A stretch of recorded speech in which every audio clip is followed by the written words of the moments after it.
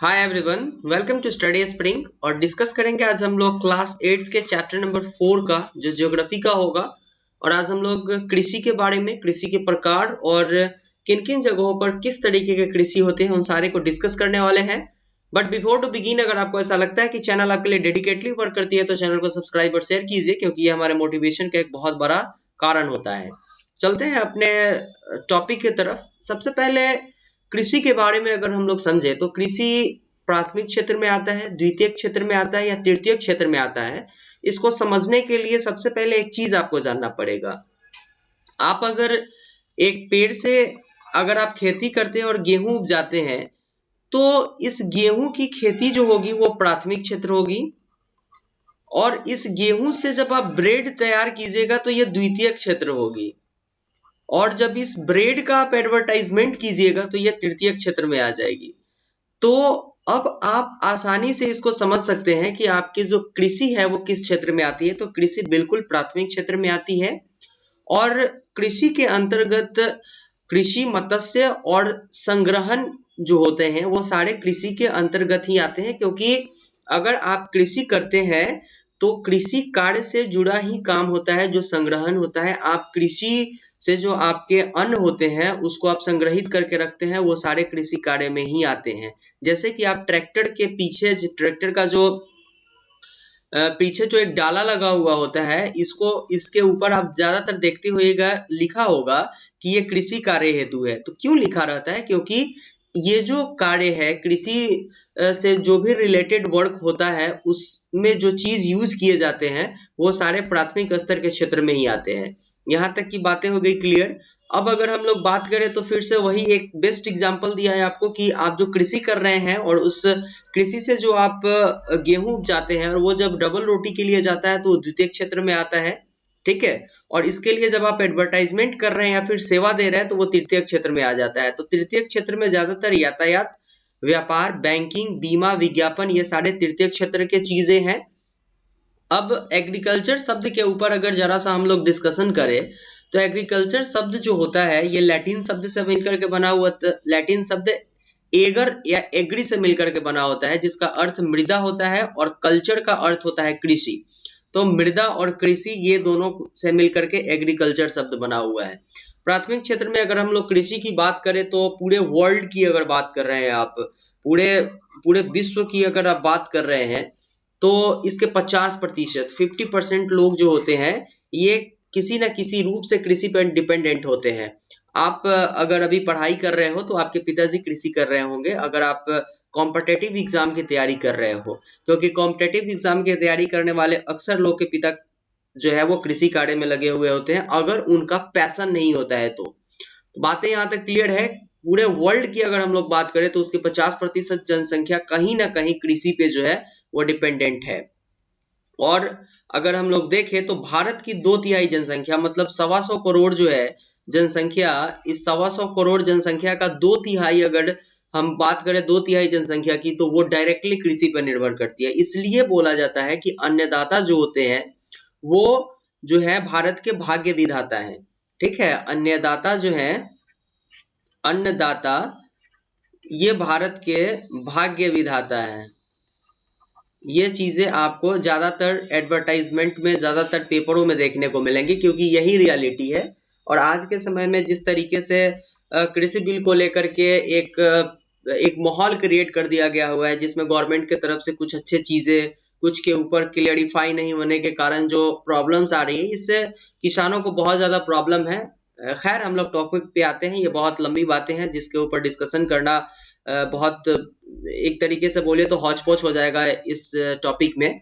बाकी अगर हम लोग आएंगे तो जैसे जैसे जलवायु चेंज होती है, जैसे भूमध्य रेखा के पास अगर आप आइएगा तो यहाँ पे जो कृषि होगी वो अलग तरीके की होगी।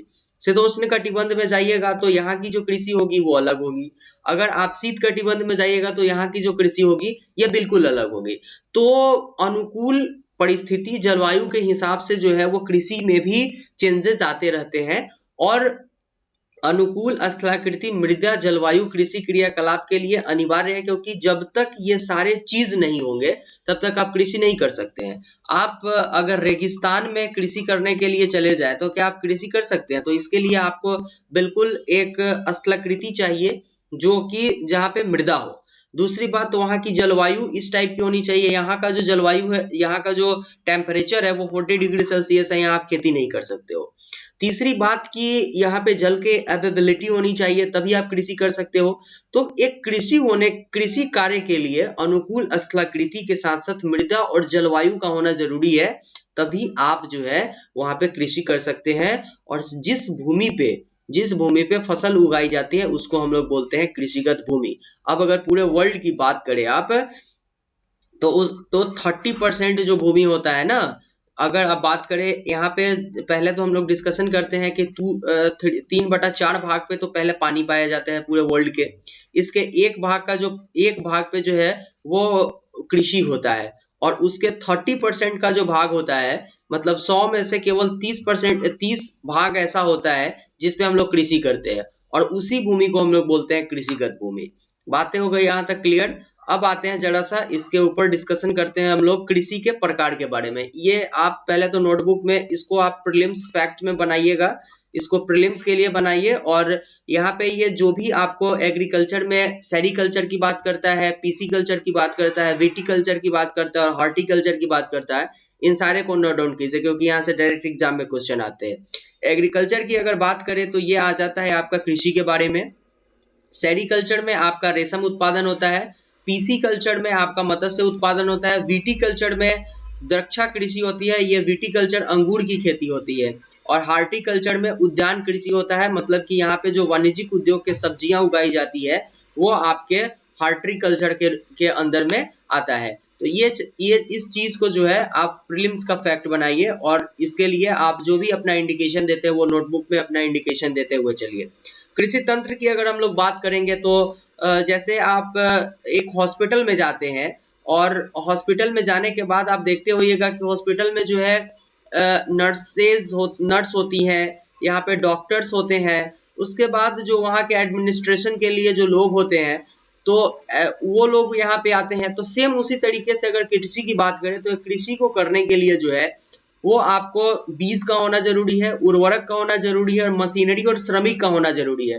तो इन सारे चीजों को जब आप मिला दीजिएगा तो ये पूर्ण रूप से जो मिल करके तैयार होगा उसको हम लोग कृषि तंत्र बोलेंगे। यहाँ तक की बातें क्लियर है? अब हम लोग जाते हैं कृषि के प्रकार के ऊपर। यहाँ से जो क्वेश्चंस आते हैं वो फैक्ट वाले क्वेश्चंस आते हैं। तो फैक्ट वाले क्वेश्चन को क्लियर करने के लिए तो सबसे पहले हमें ये चीज देखना होगा कि इस तरीके के जो कृषि होती है वो किस किस जगह पे होती है, और इसको हम लोगों को प्रीलिम्स और मेंस, प्री प्लस मेंस, इस दोनों के फैक्ट से इसको आप अपने नोटबुक में जो है वो आइडेंटिफाई कीजिए, क्योंकि इसका जो है वो क्या होगा कि 2 जगहों पर हम लोग यूज करेंगे, मेंस में अलग तरीके से, प्रीलिम्स में अलग तरीके से। जैविक कृषि की अगर हम लोग बात करेंगे तो इस प्रकार की कृषि में जैविक खाद और प्राकृतिक पीड़कनाशी का उपयोग किया जाता है। मतलब प्राकृतिक खाद में गोबर का यूज किया जाता है इसमें, और पीड़कनाशी के लिए आप अगर देखिएगा यहाँ पर तो नीम के पत्ती और खल्ली का यूज किया जाता है। ठीक है, नीम के पत्ती और नीम की खल्ली का यूज किया जाता है, और इसको छिड़काव किया जाता है। इससे जो कीड़े होते हैं वो मर जाते हैं, क्योंकि ये बहुत कड़वा होता है।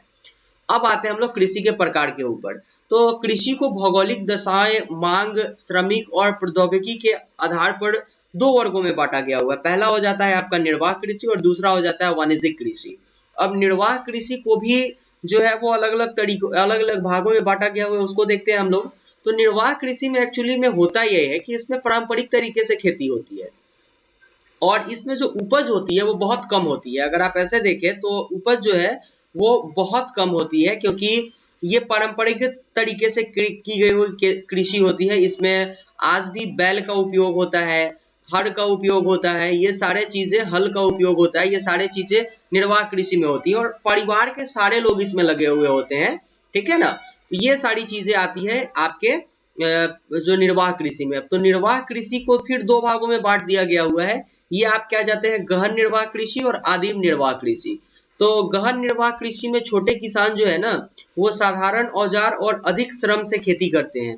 अब पूरे परिवार के जो लोग होते हैं वो इसमें बिल्कुल जो है सो पूरी तरीके से इसमें इंडल्ज हो जाते हैं।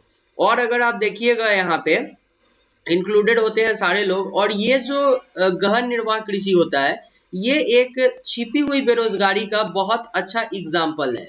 आप देखिएगा यहाँ पे अगर एक जमीन है जो 1 एकड़ का जमीन है और 1 एकड़ के जमीन में अगर पूरे परिवार के 10 लोग रहते हैं, 10 लोग काम करते हैं, तो फिर भी इसमें आपको 20 क्विंटल ही जो है वो अनाज उत्पन्न होगा।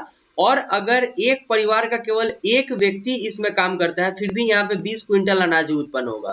तो गहन निर्वाह कृषि अपने आप में एक छिपी हुई बेरोजगारी का बहुत अच्छा आपको एग्जाम्पल देखने को देगा ये गहन कृषि।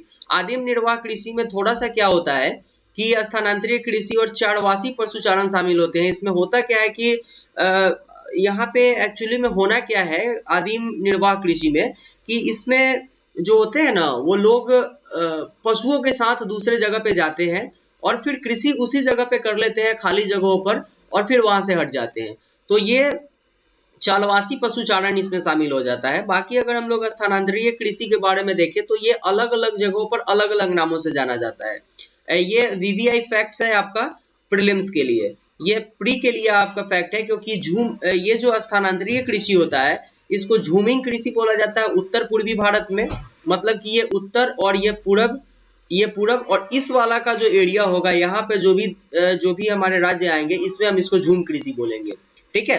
क्योंकि यहाँ पे होता क्या है कि पेड़ों को काटा जाता है, उसको जलाया जाता है, राख बनता है, फिर थोड़ा सा वो उपजाऊ होता है जमीन और वहां पे कृषि कर लिया जाता है। जैसे ही उसकी उर्वरता खत्म होती है वैसे उस जगह को छोड़ दिया जाता है। ये आपका झूम कृषि हो गया। अब आपको मिल्पा बोला जाता है इसको मैक्सिको में, रोका बोला जाता है इसको ब्राजील में और लदांग बोला जाता है इसको मलेशिया में। तो ये झूम कृषि के प्रकार है, झूम कृषि के नाम है जो अलग अलग देशों में अलग अलग नामों से जाने जाते हैं। बाकी मैंने स्थानांतरीय कृषि के बारे में बताया कि यह स्थानांतरीय कृषि में होता क्या है एक्चुअली में।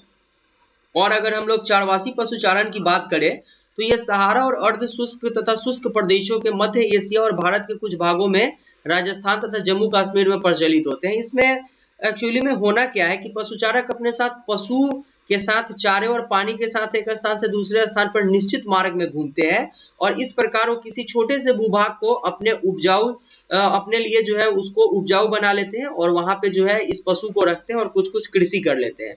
इस तरीके का जो काम होता है वो चालवास पशुचारण कहलाता है। बाकी अगर हम लोग वाणिज्यिक कृषि के बारे में आए तो वाणिज्यिक कृषि में एक्चुअली में होता क्या है कि वाणिज्यिक कृषि में फसल उत्पादन और पशुपालन बाजार में विक्रय हेतु किया जाता है। एक तो आपका निर्वाह कृषि हो गया जो केवल जीवन यापन के लिए किया जाता है। लेकिन वाणिज्यिक कृषि में जैसे ही आप आइएगा तो इसमें आपका एक मेंटेलिटी होगा कि हमको इस चीज को जो है वो मार्केट में आज इसका 20 रुपये प्राइस है, तो आज हमको 20 रुपये अगर ये केजी बिक रहा है तो हमको इसका होल सेलिंग करना है, इसको वाणिज्यिक रूप से 16 रुपये केजी जो है वो होलसेल में बेचना है इसको, क्योंकि हम इसको वाणिज्यिक रूप से जो है वो इसका उत्पादन कर रहे हैं। सेम चीज इसमें आ जाता है। इसके लिए जो है वो आपके वाणिज्यिक अनाज जो आते हैं, वाणिज्यिक अनाज कृषि जो होते हैं वो इसमें आपको गेहूं और मक्का मुख्य रूप से उगाए जाने वाली फसल होती है। और ये बिल्कुल जो है वो आपको अमेरिका, यूरोप और एशिया के शीतोष्ण घास मैदान, जिसको प्रेयरी घास मैदान भी जानते थे आप, प्रेयरी घास मैदान और बेल्डर के नाम से जो आप लोग जानते थे, ये यूरोप में नहीं था बल्कि अफ्रीका में था। लेकिन अमेरिका में जो आपके घास के मैदान थे, प्रेयरी घास के मैदान, उसके आसपास एरिया में इस तरीके के चीज उगाए जाते थे। बाकी मिश्रित कृषि की अगर हम लोग बात करेंगे तो मिश्रित कृषि में होता क्या है कि भूमि का उपयोग भोजन व चारे के फसलों को उगाने और पशुधन पालन के लिए किया जाता है। ये मिश्रित कृषि कहलाता है। मतलब इसमें भारत में ज्यादातर जो है वो मिश्रित कृषि ही होता है, क्योंकि यहाँ पे हम लोग जानवरों के लिए जो है इससे चारा भी ले लेते हैं, साथ में हम लोग अपने लिए चावल, गेहूं वगैरह भी प्राप्त कर लेते हैं और कुछ जो है वो यहाँ पे आपके जो फसलें हैं वो बेचने के लिए भी, मतलब कि ये व्यापार के लिए भी हमारे आ जाते हैं। तो ये इस तरीके की कृषि जो है वो हमारे लिए जो है वो संयुक्त कृषि कहलाती है या फिर मिश्रित कृषि कहलाती है। ये ज्यादातर यूरोप, पूर्वी संयुक्त राज्य अमेरिका, अर्जेंटीना, दक्षिण पूर्वी ऑस्ट्रेलिया, न्यूजीलैंड और दक्षिण अफ्रीका में प्रचलित है। ये भारत में भी कुछ जगहों पे मिश्रित कृषि की जाती है। रोपण कृषि की अगर बात करें तो वाणिज्यिक कृषि का एक प्रकार है ये, और इसमें चाय, कहवा, काजू, रबर वगैरह को शामिल किया गया हुआ है। इसमें बृहद पैमाने पे पूंजी की आवश्यकता होती है और इससे ज्यादातर जो है वो पैसे इकट्ठा किए जाते हैं। बिहार की अगर बात करें तो बिहार में अगर आप देखिएगा तो एक जगह है जिसको हम लोग बोलते हैं, बिहार का एक जगह है वैशाली, ठीक है। वैशाली में जो है वो ज्यादातर आपको केला देखने को मिलेगा, ठीक है। वैशाली वाला जो एरिया होता है यहाँ पे आपको केले के प्रकार देखने को मिलेंगे।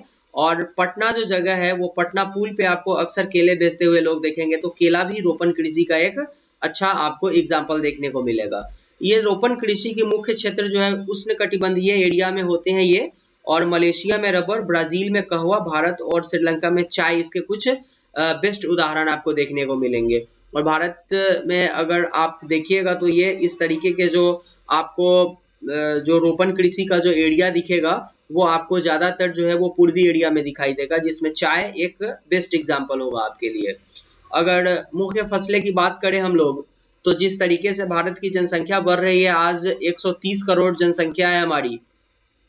इस जनसंख्या में एक प्रॉपर रूप से एक प्रॉपर डाइट अगर की बात करें हम लोग, जिसको हम लोग पौष्टिक आहार बोलेंगे, तो इस पौष्टिक आहार को देने के लिए जो है एक अच्छे कृषि की आवश्यकता होगी हम लोगों को, क्योंकि जब तक हम अपने अंदर एक अच्छा कृषि नहीं कर पाएंगे अपने देश के भीतर, तब तक हम दूसरे जगहों से महंगे फसल को खरीद करके लोगों को एक पौष्टिक आहार प्रदान नहीं कर सकते हैं। तो इसलिए आज हमें बहुत ज्यादा मात्रा में गेहूं, चावल, मक्का और बाजरा जैसे फसलों को उगाने की जरूरत होती है। और ये जो भारत की फसल है जो आज हमारे यहाँ के डिमांड को पूरा करती है, इसमें कुछ ऐसे भी फसल हैं जो वाणिज्यिक रूप से उगाए जाते हैं, जो जूट, कपास और रेशेदार फलें होती हैं। और चाय और कहवा मुख्य पेय फसलें हैं हमारे यहाँ की। तो ये सारे चीजें जो है वो वाणिज्यिक रूप पे उगाई जाती है हमारे यहाँ पे, और बाकी जो गेहूं, चावल, मक्का, बाजरा ये सब है, ये हमारे यहाँ हमारे देश के आपूर्ति को जो है मांग की आपूर्ति को पूरा करने के लिए उगाया जाता है। चावल की अगर हम लोग बात करें तो ये विश्व की मुख्य खाद्य फसल है, और ये उष्णकटिबंधीय और उपोष्णकटिबंधीय प्रदेशों का मुख्य आहार है। और इसके लिए उच्च तापमान और अधिक आर्द्रता और वर्षा की जरूरत होती है, क्योंकि बिना पानी के चावल होता नहीं है। चावल की खेती के लिए जो है वो प्रॉपर मात्रा में पानी की जरूरत होती है, और इसके लिए जो है वैज्ञानिक जो है वो बहुत सारे इस पर एक्सपेरिमेंट कर रहे हैं, जिसमें कम पानी में अच्छे चावल उगाने वाले जो इसके बोले तो बीज होती है उसके ऊपर जो है आज भी रिसर्च चल रहा है, और इस तरीके के बहुत सारे चावल का इन्वेंशन किया जा चुका है। बाकी अगर चीन की बात करें तो चीन चावल उत्पादन में सबसे अग्रणी है। इसके बाद चावल का उत्पादन अगर देखें तो भारत, जापान, श्रीलंका और मिस्र जैसे देशों में आपको देखने को मिलेंगी। और पश्चिम बंगाल का टोपोग्राफी इस तरीके का है कि यहाँ पे साल में 2 बार फसल उगाई जाती है। ये कुछ विशेषताएं हैं। गेहूं की अगर बात करें तो इसके में मध्यम तापमान और वर्षा और शस्य कर्तन मतलब फसल की कटाई के समय तेज धूप की आवश्यकता होती है, क्योंकि जब इसके डंठल कड़े होते हैं तो इसको आप आसानी से जो है थ्रेशर में थ्रेशरिंग कर सकते हैं। तो इसलिए इसके कटाई के वक्त थोड़ा तेज धूप की जरूरत होती है, जिससे बाल जो है वो सूखे हुए होते हैं और अच्छी तरीके से इसकी खेती और अच्छी तरीके से इसकी जो है वो थ्रेशरिंग हो जाए। अगर संयुक्त राज्य अमेरिका, कनाडा, अर्जेंटीना, रूस, यूक्रेन और भारत की बात करें तो यहाँ पे जो मुख्य रूप से गेहूं उपजाई जाती है, जो विश्व में अपना एक अलग जो है वो स्थान रखता है। और भारत में जो गेहूं होता है वो शीत ऋतु में मीन्स की अभी के समय में ही बोया जाता है। बात अगर हम लोग करें मिलेट की, तो ये एक मोटा अनाज होता है और इसमें कम वर्षा और उच्च तापमान की आवश्यकता होती है। और ज्वार, बाजरा और रागी भारत में उगाए जाने वाले बहुत अच्छे फसल हैं, जिससे मोटे अनाज मतलब ये गाय और पशुओं को खिलाने के यूज में तो आता ही है, प्लस जो लोग मोटे अनाज खाते हैं वो बहुत ज़्यादा हेल्दी होते हैं, तो इसका उपयोग जो है वो गरीब तबके में बहुत ज़्यादा किया जाता है। बात अगर मक्के की करें हम लोग, तो भारत में बहुत विचित्र तरीके के मक्के आपको देखने को मिलेंगे, जो कुछ इस तरीके के होंगे, कुछ पीले होंगे, कुछ ब्राउन कलर के होते हैं, कुछ व्हाइट कलर के होते हैं, कुछ मिक्स्ड कलर के होते हैं। तो ये हौच पौच तरीके के आपको दिखाई देंगे। तो मक्का जो है इसके लिए आपके मध्यम तापमान और वर्षा और अधिक धूप की आवश्यकता होती है, क्योंकि इसमें ज़्यादा वर्षा जब होती है तो इसके जड़ें सूख जाती है, ये एक्चुअली में मक्का कुछ इस तरीके से आपको दिखाई देगा और इसका बाल ऊपर होता है और इतना भारी होता है कि ज्यादा वर्षा होने के कारण जड़ें इसकी जब कमजोर होती है तो ये गिर जाती है इस तरीके से और फिर ये किसी काम का नहीं बचता है। तो इसलिए थोड़ी मात्रा में वर्षा और ज्यादा धूप की जरूरत होती है, तभी जाकर के मक्का अच्छे होते हैं। और अगर मक्के के उत्पादन की बात करें तो मक्का जो है वो उत्तर अमेरिका, ब्राजील, चीन, रूस, कनाडा, भारत और मैक्सिको में बहुत अच्छे तरीके से उगाए जाते हैं।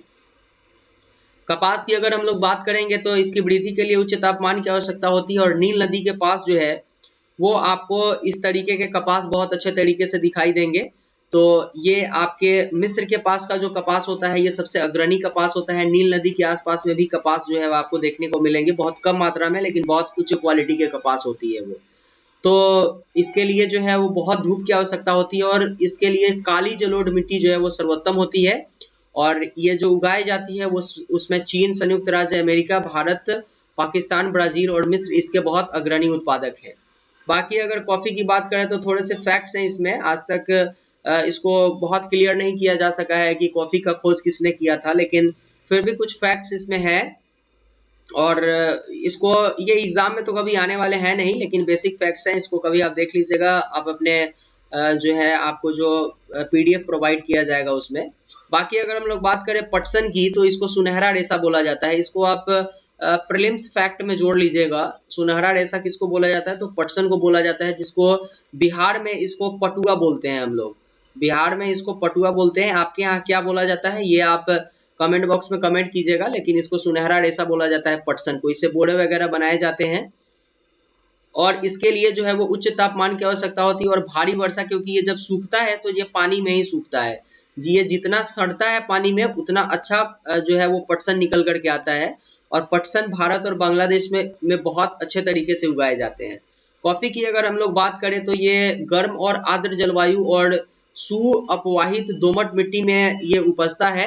और ब्राजील कॉफी का सबसे अग्रणी उत्पादक देश है और इसके पश्चात कोलंबिया और भारत में कॉफी उगाए जाते हैं। यहाँ तक की बातें हो गई क्लियर। चाय की अगर बात करें तो ये बागानों में उगाई जाने वाली पेय फसल है। ये वाणिज्यिक रूप से जो है आपके लिए ये उगाई जाती है और इसके कोमल पत्तियां जो है इसके लिए ठंडी जलवायु और वर्षा भर समवितरित उच्च वर्षा की आवश्यकता होती है। लेकिन इसकी जो खेती होती है ये ढलानों पर होती है, क्योंकि इसके जड़ों में पानी नहीं लगने चाहिए, अदरवाइज इसके पत्तियां सूख जाती है। भारत में ये असम और दार्जिलिंग वगैरह जगहों पर आपको इसके कृषि दिखाई देगी। कृषि के अगर विकास की हम लोग बात करेंगे तो आज जिस तरीके से जिस तरीके से डिमांड बढ़ रही है, जिस तरीके से जनसंख्या बढ़ रही है, उस तरीके से कृषि को और ज्यादा बढ़ाने की जरूरत है, क्योंकि डिमांड को हम अपने देश से पूरा नहीं कर पाएंगे और जनसंख्या जिस तरीके से बढ़ रही है उस तरीके से आपके जो कृषि योग्य भूमि है उसकी संख्या कम हो रही है। तो इस कारण से एक्चुअली में होता क्या है कि जिस जमीन पे आप कृषि कर रहे होते हैं उसी पे आप घर बनाते हैं, तो जमीन भी आपकी कम हो जाती है। तो इस कारण से जो है सबसे ज्यादा जरूरी होता है अपना कि आप जो है वो कृषि कार्य के ऊपर ज्यादा ध्यान दें। और इसके लिए अगर हम लोग देखें तो इसके व्यवस्था को अगर सुधारने की बात करें तो इसमें हम लोगों को सबसे ज्यादा ध्यान देना होगा वो सिंचाई पे, साथ में उर्वरक के ऊपर ध्यान देना है और उच्च उपज देने वाले जो बीज होती हैं उसके ऊपर ध्यान दे करके हम कृषि को और ज्यादा मजबूत कर सकते हैं। बाकी अगर हम लोग देखें कृषि के और से कुछ इम्पोर्टेंट फैक्टर को, तो कृषि का विकास विश्व के विभिन्न भागों में विभिन्न गतियों से होता है। अमूलचूल परिवर्तन कृषि में हुआ था एक समय, जब गेहूं के उत्पादन में बहुत ज्यादा जो है वो उत्पादन बहुत ज्यादा बढ़ा हुआ था उस समय, जिसको हम लोग हरित क्रांति के रूप में जानते हैं। तो इस तरीके से बहुत सारी चीजें हुई थी, लेकिन ये टोपोग्राफी और इन्वायरमेंट के हिसाब से अलग अलग जगहों पर अलग अलग तरीके से बढ़ा है। अगर जीविकोपार्जन के लिए फसल उगाई जाती है तो उसमें सबसे ज्यादा इम्पोर्टेंट ये होता है कि ये देखना होगा हमें कि जीविकोपार्जन वाले कृषि में उस तरीके के बीज का यूज किया जाए जो हमें ज्यादा फसल दे। क्योंकि अगर एक परिवार जो है वो अपने एक साल के जो है वो खाद्य को अगर वो सुरक्षित कर लेता है तो बाकी बचा हुआ खाद्य वो बेचेगा। अगर वो बेचेगा तो कुछ ना कुछ उसको आय होगा। तो इसलिए जीविकोपार्जन वाले एरिया पे हमें ज्यादा ध्यान देने की जरूरत है। बाकी वाणिज्यिक कृषि के लिए वाणिज्यिक कृषि इसलिए इम्पोर्टेंट है क्योंकि ये हमारे देश को कुछ और ऊंचाइयों पर लेकर के जाएगा। और जो जिस देश में वाणिज्यिक कृषि होती है उसमें संयुक्त राज्य अमेरिका, कनाडा और ऑस्ट्रेलिया है। और इसी तरीके के कृषि पद्धति को जो वाणिज्यिक रूप से हो वो भारत में जो है वो अडॉप्ट करने की जरूरत है, तभी हम जा करके कृषि को और एक अच्छा रास्ता दे सकते हैं। तो यही था भारत के लिए। भारत का एक फॉर्म है जो बिल्कुल यहाँ से कोई भी क्वेश्चन नहीं आने वाला, डिस्कस करने की कोई जरूरत है ही नहीं। और अमेरिका के फॉर्म की भी हमें कोई जरूरत नहीं है डिस्कस करने की, ये एग्जाम में कभी क्वेश्चन यहाँ से आएंगे नहीं। तो ये था आज के टॉपिक के लिए। आज हम लोगों ने क्लास 8th के चैप्टर नंबर 4th को जो कृषि है इसको कवर किया है। लेकिन अगर आपको ऐसा लगता है कि ये चैनल आपके लिए डेडिकेटली वर्क करती है तो चैनल को सब्सक्राइब और शेयर जरूर किया कीजिएगा, क्योंकि ये हमारे मोटिवेशन का एक बहुत बड़ा कारण होता है। तो मिलते हैं फिर से हम लोग नेक्स्ट वीडियो में नए चैप्टर के साथ। तब तक के लिए थैंक यू एंड गुड।